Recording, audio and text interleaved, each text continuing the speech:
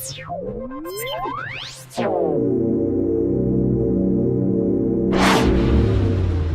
really key point is we need to actually go, well, what are we learning about the brain and what does that mean for how we do things differently?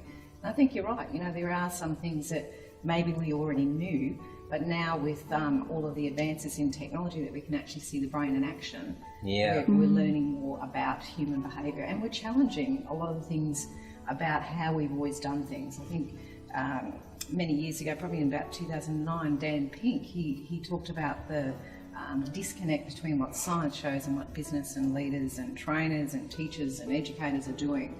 And I think that this gives us the opportunity to start addressing that disconnect and doing something differently. So can you dumb it down for me? I'm just thinking about my neighbour. Hey Kyle, how you going? My neighbour Kyle thinks all this sort of stuff, you know, he just goes, oh, here we go again, all this high level, you know, brain talk, left brain, you know. Can you dumb it down for me? What is neuroscience in its simplest form?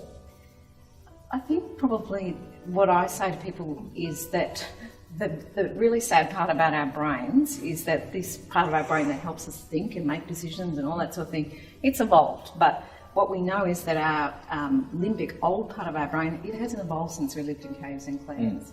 So I think when you look at it at a really basic level, it's just actually understanding that your brain, its key role is to keep you alive. And its other really important function is to conserve energy and to kind of moment by moment determine whether something's going to harm you or whether it's good. So your brain goes, run away from the thing that might harm you and race towards the thing that's good for you. So it's that threat and reward is a key organising principle of the brain.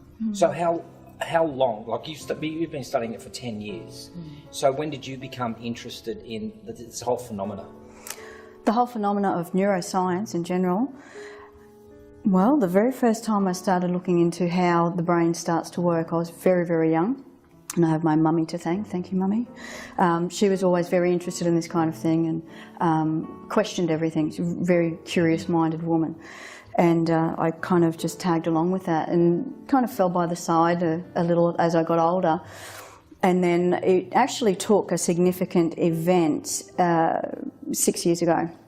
And the general ways of looking into how the brain heals from significant trauma, post-traumatic stress disorder, so compound post-traumatic stress disorder in particular, the general mainstream ways of thinking and managing situation was doing absolutely nothing for me. So I spent 3 months basically mute, if anyone can ever believe that about me.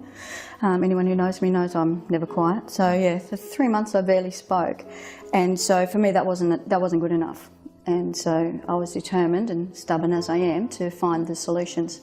So in that situation, that's when I started to really look deeper into, well, why? I needed that question answered. Why can I not just make my brain do what I want it to do? Why can I not just get up in the morning and feel good and feel happy and change? When I feel down, why can I not make myself feel up? Why do I have to resort to a drug to do that?